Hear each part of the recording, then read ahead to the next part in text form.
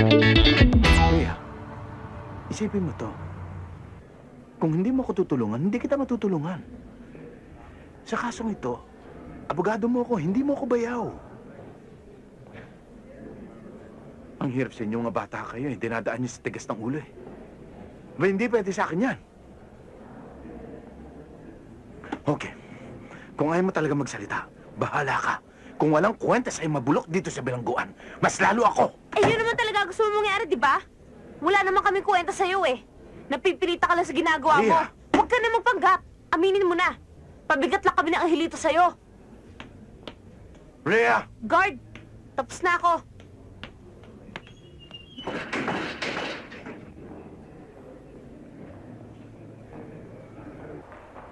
Congressman Fuentes, baka naman humagawan pa ng Joy, paraan. it's all over the papers. Nasa sgado na ang kaso. Paano tayo manghihimasok? Baka mag-backfire. Pero wala naman hong kasalanan yung bata eh. Kung magkaganon, let us just pass to the process. Pagkatapos, kung masama ang resulta, we'll see what we can do. Joy, sorry ha. Mahuli na ako sa sesyon ha.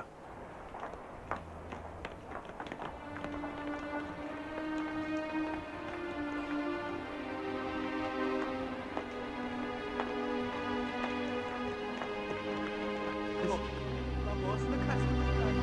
Malaman ng judge kung sino papanigan niya dahil pareho niya naging shota at vice.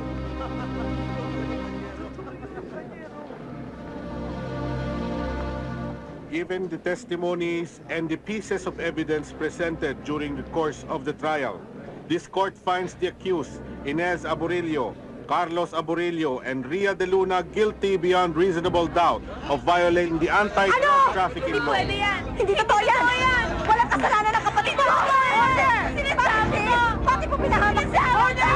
Ang kapatid ko! Order! Hindi mo nasikaso ng gusto ang kaso! Palibasa mo! Kliyente mo lang Joy, inasikaso hindi mo! totoo yan! Ria!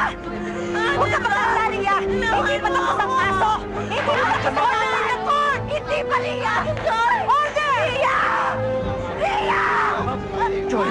Joy, ano ba? Order in the court!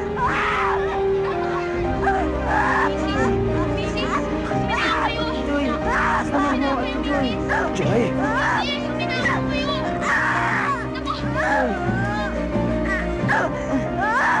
Please, Joy, calm down! Ah!